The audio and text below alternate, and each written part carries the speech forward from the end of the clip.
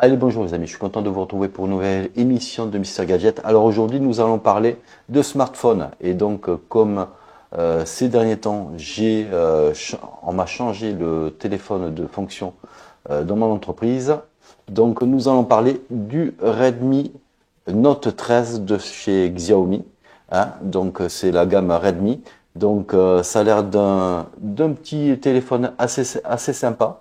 Donc, on va faire d'abord un unboxing et puis on va revenir un petit peu sur tout ce qu'il peut faire, sur les composants qu'il y a à l'intérieur, tout ça. On va voir un petit peu tout ça en détail. Allez, c'est parti pour l'unboxing.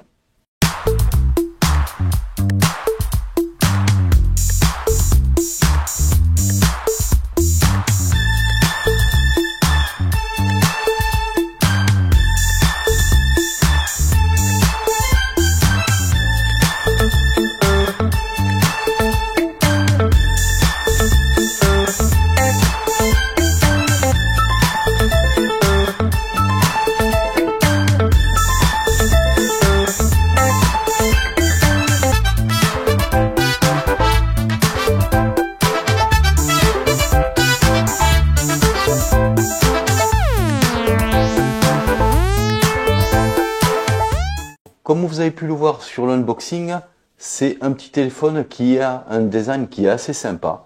Donc tout en plastique, mais l'effet vert à l'arrière est assez sympa. Donc les bords sont aussi en plastique. On a un écran qui est très lumineux. Vous avez aussi l'empreinte qui est sous l'écran, qui est sympa. Vous avez au niveau design toujours le classique bouton bouton de volume et bouton on-off sur le côté, qui peut aussi servir à être programmé. Donc on peut programmer des actions sur le bouton on-off. Vous avez aussi sur la tranche du haut le deuxième haut-parleur, parce que il est équipé de stéréo, même si c'est pas une vraie stéréo, mais bon, ça donne une impression stéréo. Vous avez la prise de jack qui est en 3.5, et puis vous avez aussi les micros d'ambiance et puis un port infrarouge si vous avez besoin de contrôler un appareil infrarouge type télé ou quoi que ce soit. Donc ça peut être assez sympa. Parlons un peu spec. Donc comme je vous disais tout à l'heure, cet appareil a un écran très lumineux. Donc c'est un écran AMOLED de 6,67 pouces en qualité FHD+. Il a un ratio de 20/9 et puis il est en 120 Hz. Donc ce qui donne une fluidité au téléphone qui est assez sympathique. Donc voilà, vous faites défiler facilement les choses. Donc voilà, ça monte, ça descend. Donc voilà, franchement, c'est assez sympa au niveau fluidité. On a aussi en dimension, on a une largeur de 75,6 mm, une longueur de 162,3 mm et une épaisseur sur la tranche de 8 mm, ce qui fait un téléphone relativement compact et dans la poche, voilà, on n'a pas de souci, il tient bien, surtout qu'il est contenu avec un poids de 188 grammes, c'est-à-dire il est assez léger, il dépasse pas les 200 grammes, donc il reste dans la zone avant les 200 grammes, ce qui est assez sympathique. Il est équipé d'un Snapdragon 685 qui est assez, comment dire, il est assez économe en énergie. C'est un octo-cœur, donc voilà, il ne consommera pas énormément, ce que en utilisation normale, c'est-à-dire vous faites quelques mails, vous appelez, vous envoyez des SMS, quelques vidéos sur YouTube et tout ça, vous allez tenir une journée et demie facilement sur ce téléphone. Donc on disait qu'il a un Snapdragon 685, il est équipé ce modèle-là de 6 Go de RAM avec un stockage de 128 Go, donc vraiment très bien. Il est équipé aussi d'une RAM virtuelle, on peut rajouter jusqu'à 4 Go, donc moi c'est ce que j'ai fait, donc on peut l'amener à 10 Go de RAM, donc ce qui est assez sympa pour et essayer d'avoir un peu plus de vitesse. Les tests AnTuTu, parce qu'il existe deux versions de ce Redmi Note 13. Donc celui-là, c'est la version 4G. Vu qu'en entreprise, ça suffit, étant donné que la couverture 4G en France est de 99%. Donc il n'y a pas de souci de couverture. Donc en version 4G, celui-là, en test AnTuTu V10, il est à 338 000 points. Donc ce qui fait que vous avez quand même un téléphone assez polyvalent, qui est assez fluide. Il va faire tout ce que vous allez demander le long de la journée, même quelques petits jeux. Des gros jeux énergivores, ça sera un petit peu plus difficile. Mais voilà, donc il va faire le taf assez facilement. Pour info, la version 5G, elle est équipée du Dimensity 6080 et qui permet d'avoir un test en AnTuTu V10 de 448 000 points. Voilà, petit aparté pour le modèle 5G. Après, en batterie, on a une batterie de 5000 mAh, ce qui permet une bonne autonomie, comme je vous l'ai dit tout à l'heure. Et donc, vous pouvez arriver facilement à 1 jour et demi, voire 2 jours, si vraiment vous faites pas de jeu. Mais voilà, mais ou sinon, en mode entreprise, comme moi je l'utilise, donc on peut programmer la marche et puis l'arrêt de ce téléphone-là. Donc moi, je l'ai programmé à 7 heures et puis l'arrêt, je l'ai programmé à 16h30. Et donc moi, il me dure à peu près une semaine en autonomie. Ce qui me permet de recevoir des mails, d'envoyer des mails, de prendre des photos, des vidéos pour certains cas de figure que j'ai dans mon travail, de téléphoner, d'envoyer des SMS, donc de faire tout ce qui est au niveau bureautique. Donc il va tenir pas loin d'une semaine, facilement une semaine, et dans cette utilisation-là. Après, si vous faites des jeux, des vidéos YouTube ou quoi que ce soit, vous allez avoir une autonomie d'une journée, une journée et demie dessus. Il est équipé de 3 capteurs à l'arrière, avec un flash LED. Donc le capteur principal, il fait 108 mégapixels, donc c'est un capteur Samsung HM6 de type ISOCELL. Donc il a une ouverture f de 1.7, excusez-moi, et il utilise la technologie pixel binning, c'est-à-dire il va regrouper 3 pixels en un pour faire de meilleures photos. Donc il est nativement, quand vous voulez prendre des photos nativement, il est en version 48 mégapixels. Et vous avez un mode sur l'application photo qui vous permet de faire des photos en 108 mégapixels. Donc c'est pas natif, il faut que ce soit vous qui demandiez à l'application de prendre des photos en 108 mégapixels. Vous avez aussi le deuxième capteur, un capteur grand angle, un 8 mégapixels avec l'ouverture f2.2 de type CMOS. Donc il fait des bonnes photos, mais voilà, elles sont plus, voilà, c'est pas celui-là qui va vous éclater en qualité photo, mais il fait le travail. Et après, on a un capteur, en troisième capteur, un capteur qui sert à rien, le capteur macro de 2 mégapixels avec une ouverture 2.4.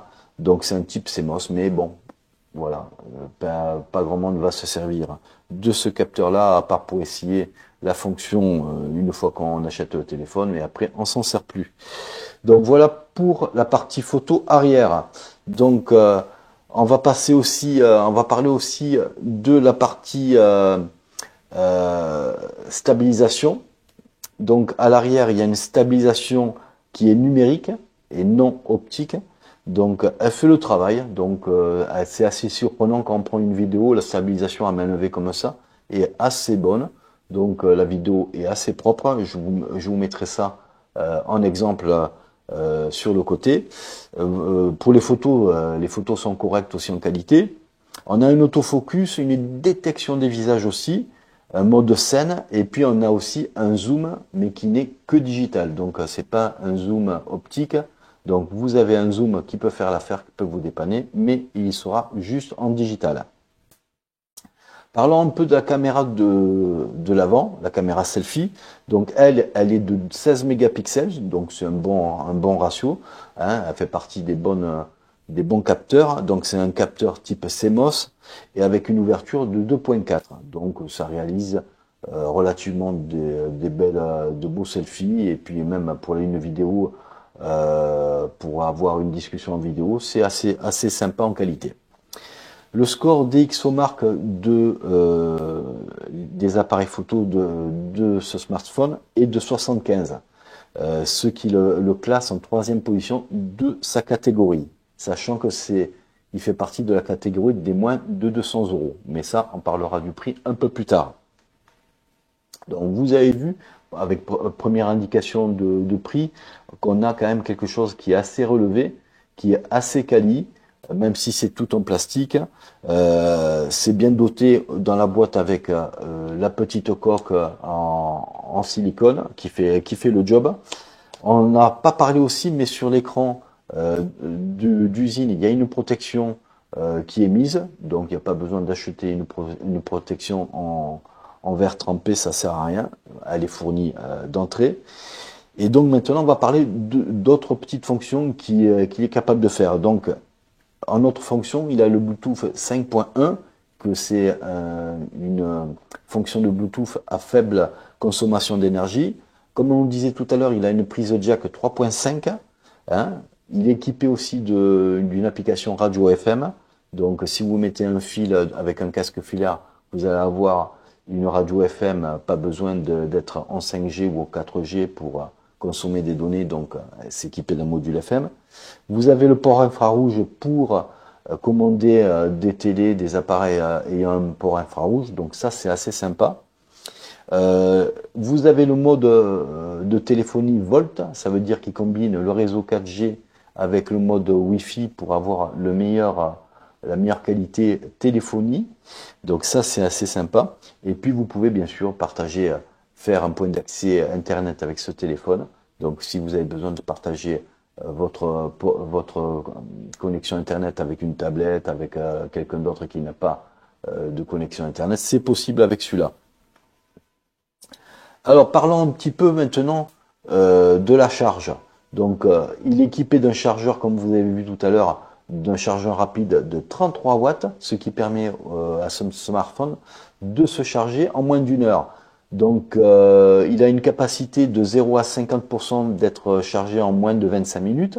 Donc le matin c'est très pratique si vous êtes pressé, tout en déjeunant ou en faisant votre toilette, vous pouvez le mettre à charger et puis vous aurez pratiquement 50% de charge en partant de la maison, ce qui peut être assez sympa.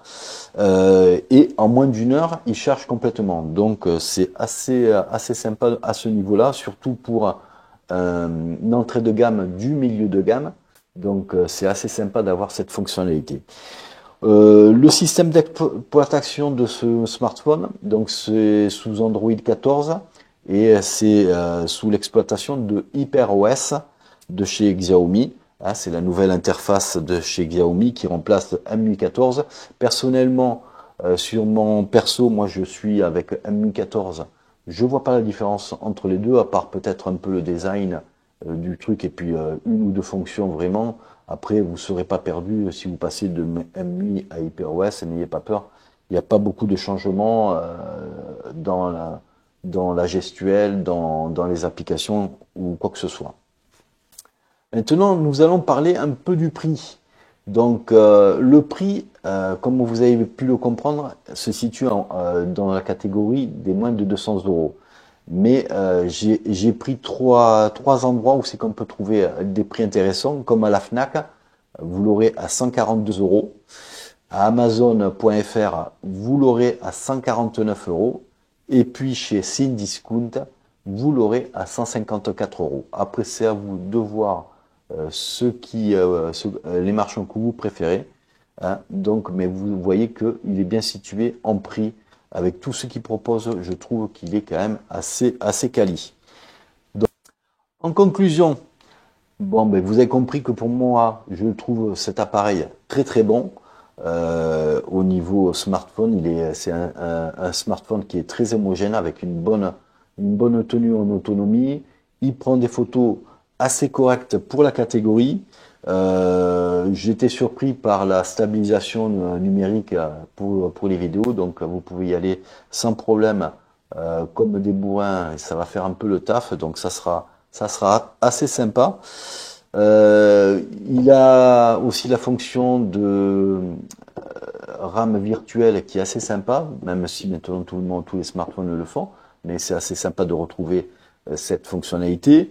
On peut faire aussi des programmations de mise en route et de mise en arrêt du téléphone. Donc c'est assez facile à faire. C'est sur l'onglet batterie que ça se trouve, la fonctionnalité. Donc vous pouvez y aller et c'est très sympa. Donc au niveau entreprise, c'est assez sympa comme téléphone. Donc on peut le programmer à l'heure de prise du poste, l'éteindre en fin de poste. Donc c'est assez sympa. Et c'est très intéressant pour une entreprise d'avoir une flotte avec ce type de téléphone. Donc il n'est pas excessif pour l'entreprise, parce que l'entreprise va avoir encore des prix meilleurs selon le nombre de téléphones qu'il va prendre pour son entreprise, pour sa flotte de téléphones. Donc c'est assez sympa. Donc on peut avoir des téléphones très intéressants, oui, homogène, hein, c'est le mot, hein, très homogène, donc assez fluide pour l'utilisation et pour une utilisation entreprise, c'est suffisant. Donc voilà pour moi pour cette petite vidéo sur le Redmi Note 13 que je trouvais assez intéressant. N'hésitez pas à mettre un pouce bleu si vous avez aimé la vidéo, n'hésitez pas à vous abonner si ce n'est toujours pas fait. Quant à moi, je vous dis à bientôt et puis faites attention à vous. Allez, ciao ciao. Mr. Gadget.